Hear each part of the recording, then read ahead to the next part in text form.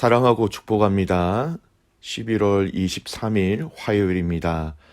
오늘 하루 또 한 주도 주님의 위로와 사랑으로 승리하는 가족들이 되시기를 간절히 소원합니다. 오늘 말씀은 하나님의 근심이라는 제목으로 함께 말씀을 나누고자 합니다. 오늘 말씀은 사사기 10장 1절에서 18절까지의 말씀입니다. 말씀을 봉독합니다. 아비멜렉의 뒤를 이어서 이사갈 사람 도도의 손자 부하의 아들 돌라가 일어나서 이스라엘을 구원하니라. 그가 에브라임 산지 3일에 거주하면서 이스라엘의 사사가 된 지 23년 만에 죽음에 3일에 장사되었더라. 그 후에 길앗 사람 야일이 일어나서 22년 동안 이스라엘의 사사가 되니라. 그에게 아들 30명이 있어 어린 낙이 30을 탔고 성읍 30을 가졌는데 그 성읍들은 길앗 땅에 있고 오늘까지 하봇 야일이라 부르더라. 야일이 죽음에 가문에 장사되었더라. 이스라엘 자손이 다시 여호와의 목전에 악을 행하여 바알들과 아스타롯과 아람의 신들과 시돈의 신들과 모압의 신들과 암몬 자손의 신들과 블레셋 사람들의 신들을 섬기고 여호와를 버리고 그를 섬기지 아니하므로 여호와께서 이스라엘에게 진노하사 블레셋 사람들의 손과 암몬 자손들의 손에 그들을 파심해 그 해에 그들이 요단강 저쪽 길앗에 있는 아모리 족속의 땅에 있는 모든 이스라엘 자손을 쳤으며 18해 동안 억압하였더라. 암몬 자손이 또 요단을 건너서 유다와 베냐민과 에브라임 족속과 싸움으로 이스라엘의 공고가 심하였더라. 이스라엘 자손이 여호와께 부르짖어 이르되 우리가 우리 하나님을 버리고 바알들을 섬김으로 주께 범죄하였나이다 하니 여호와께서 이스라엘 자손에게 이르시되 내가 애굽 사람과 아모리 사람과 암몬 자손과 블레셋 사람들에게 너희를 구원하지 아니하였느냐.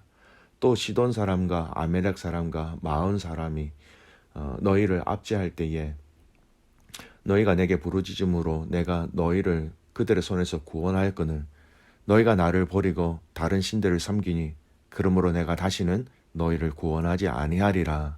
가서 너희가 택한 신들에게 부르짖어 너희의 환난 때에 그들이 너희를 구원하게 하라 하신지라.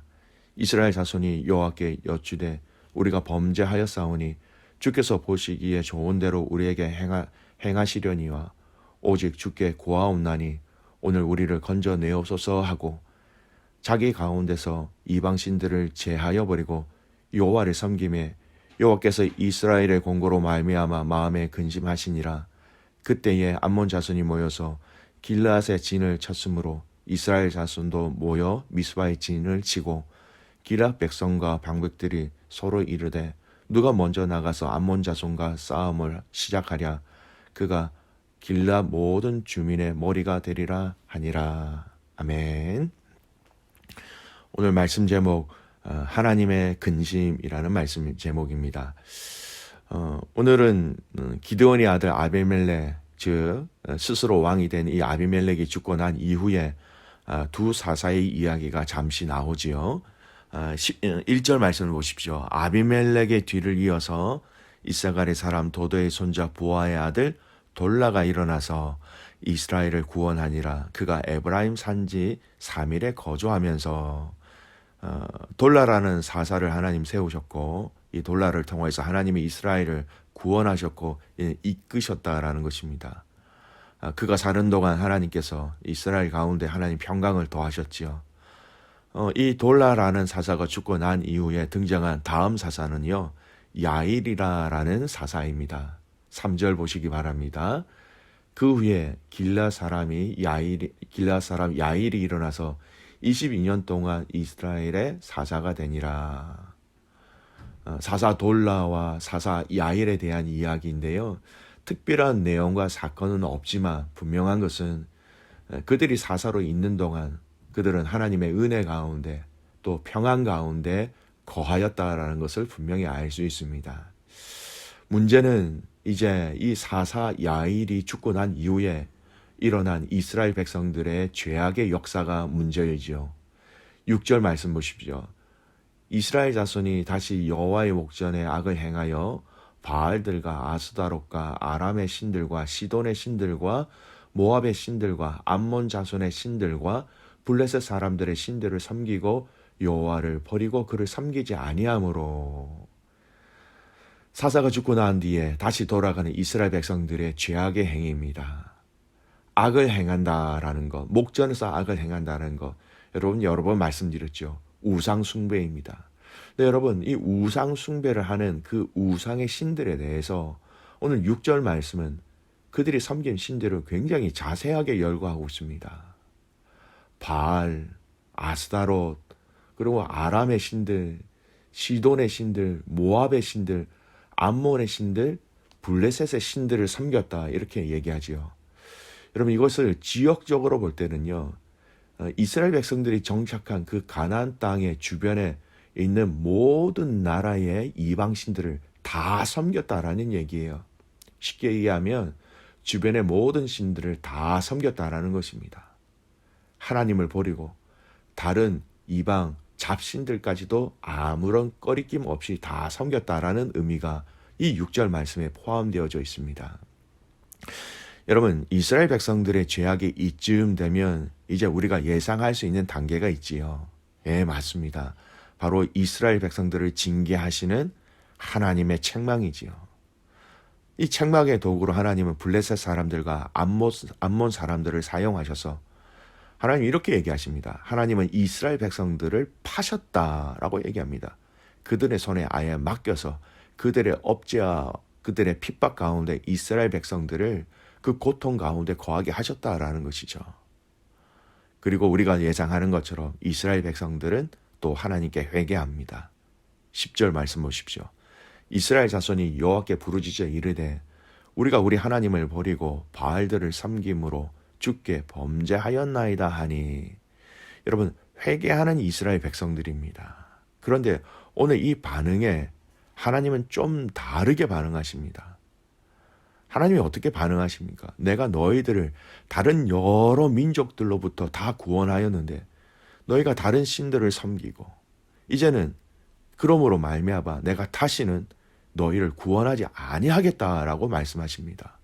그리고 너희가 섬기는 이방 신들에게 구해달라고 부탁하라라고 말씀하시지요. 여러분 이 구절에 하나님의 진노하심이 느껴집니다.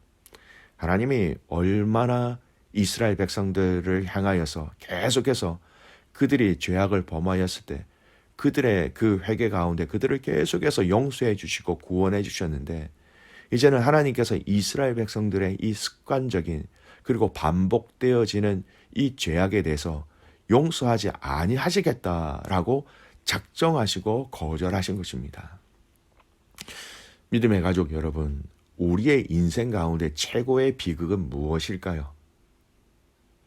저는 우리의 인생 가운데 이 최고의 비극을 일어나지는 않았지만 그러지는 않지만 최고의 비극이 무엇이냐라고 물어본다면 하나님께서 우리의 죄에 대해서 우리가 용서해 달라고 용서를 구할 때 용서하지 아니하시겠다라는 것만큼 최고의 비극은 없는 것 같습니다. 아니 이만큼 큰 저주가 어디 있을까요? 여러분 오늘 이 하루도 우리가 하나님의 은혜 가운데 살아가지만 우리가 알게 모르게 짓는 또 우리의 마음속에 있는 여러 가지 마음의 죄들 또 우리가 우리 자신들이 우리의 삶을 주인으로 행세하는 그런 죄악된 모습과 그런 표현과 그런 방법들 그런 실수들 그런 연약함들이 얼마나 많이 있을까요? 그런데 그것을 알고 깨달으면서 하나님께 용서를 구할 때에 하나님께서 용서해 주지 아니하시겠다라고 말씀하시는 것은요. 우리의 인생에 이제 소망이 없다라는 겁니다. 우리 인생 가운데 더 이상 하나님의 동행하심을 누릴 수 없다라는 그런 의미이기도 합니다. 지금 하나님은 이스라엘 백성들에게 다시는 내가 너희를 구원하지 아니하시리라 이렇게 결단하시고 이스라엘 백성들에게 말씀하신 것은 너무나 큰 비극 중에 비극이었습니다. 이에 이스라엘 백성들의 반응이 무엇입니까? 오늘 핵심 구절이지요. 15절, 16절 말씀 보십시오.